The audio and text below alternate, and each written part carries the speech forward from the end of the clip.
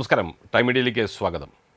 ഇന്നു മുതൽ രാജ്യത്തെ പെട്രോൾ, ഡീസൽ എന്നിവയ്ക്കുള്ള എക്സൈസ് ഡ്യൂട്ടി കേന്ദ്ര സർക്കാർ വർദ്ധിപ്പിച്ചതിനാൽ പെട്രോളിനും ഡീസലിനും പാചകവാതകത്തിനും വില വർദ്ധിക്കും.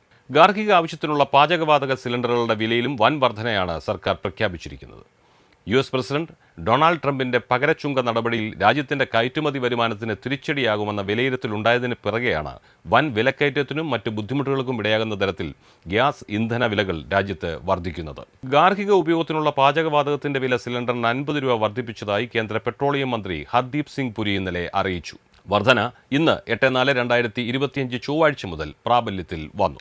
ഗ്യാസ് സിലിണ്ടറിന് സബ്സിഡി ലഭിക്കുന്ന പ്രധാനമന്ത്രി ഉജ്ജ്വല യോജന പദ്ധതിയുടെ കീഴിലുള്ള ഉപഭോക്താക്കൾക്കും ഈ വില വർധന ബാധകമാണ്. 14.2 കിലോഗ്രാം പാചകവാതകം അടങ്ങിയ സിലിണ്ടറിന്റെ വില 803 രൂപയിൽ നിന്ന് 853 രൂപയായി. സാധാരണ ഉപഭോക്താക്കൾ ഈ വിലയാണ് ഇനി നൽകേണ്ടത്. ഉജ്ജ്വല യോജന പദ്ധതിയിൽ ഉൾപ്പെടുന്ന ഉപഭോക്താക്കൾ സിലിണ്ടറിന് 553 രൂപ നൽകണം. 500 രൂപയായിരുന്നു നിലവിലെ വില. രാജ്യത്തെ പാചകവാതക വില സർക്കാർ 2 ആഴ്ച കൂടുമ്പോൾ അവലോകനം ചെയ്യുമെന്നും ഹർദീപ് സിംഗ് പുരി അറിയിച്ചു. അതോടൊപ്പം രാജ്യത്ത് പെട്രോളിനും ഡീസലിനും 2 രൂപ വീതം എക്സൈസ് ഡ്യൂട്ടി കേന്ദ്ര സർക്കാർ വർദ്ധിപ്പിച്ചിരിക്കുകയാണ്. ഏപ്രിൽ 8 ഇന്നു മുതലാണ് ഇതും പ്രാബല്യത്തിൽ വരിക.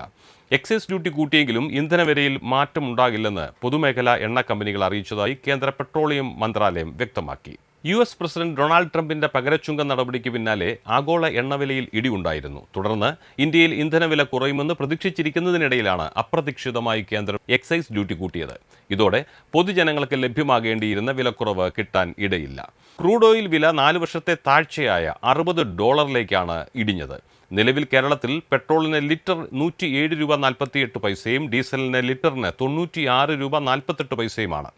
2024 മാർച്ച് 14 ഇതിനു മുമ്പ് കേന്ദ്രം എക്സൈസ് ഡ്യൂട്ടിയിൽ മാറ്റം വരുത്തിയത്. അന്ന് പെട്രോളിനും ഡീസലിനും ലിറ്ററിന് 2 രൂപ വീതം കുറയുകയായിരുന്നു.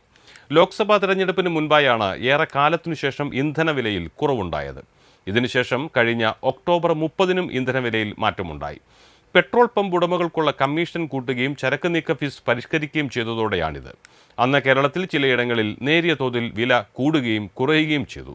പെട്രോളിനും ഡീസലിനും 1 രൂപ വീതം വില കുറയുമ്പോൾ കേന്ദ്ര സർക്കാരിന് നികുതി വരുമാനത്തിൽ 15,000 മുതൽ 20,000 കോടി രൂപ വരെ കുറയുമെന്നാണ് കണക്ക്. ഈ നഷ്ടം ഒഴിവാക്കുന്നതിനാണ് ഇപ്പോൾ എക്സൈസ് ഡ്യൂട്ടി കൂട്ടിയതെന്നാണ് നിഗമനം. എക്സൈസ് ഡ്യൂട്ടി കൂട്ടിയതിൻ്റെ ബാധ്യത എണ്ണ കമ്പനികൾ ഏറ്റെടുക്കുമെന്നും ഇതുവഴി പൊതുജനങ്ങൾക്ക് വിലവർധനയുടെ ഭാരം ഉണ്ടാകില്ലെന്നുമാണ് കേന്ദ്ര സർക്കാർ സൂചിപ്പിക്കുന്നത്.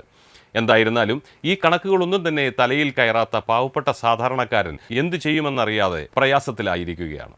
ഇതുപോലെയുള്ള വാർത്തകൾ വീണ്ടും ലഭിക്കാനായി ദയവായി നിങ്ങൾ ഈ ചാനൽ സബ്സ്ക്രൈബ് ചെയ്യുക. മറ്റൊരു വാർത്തയുമായി വീണ്ടും കാണുന്നതുവരെ നന്ദി, നമസ്കാരം.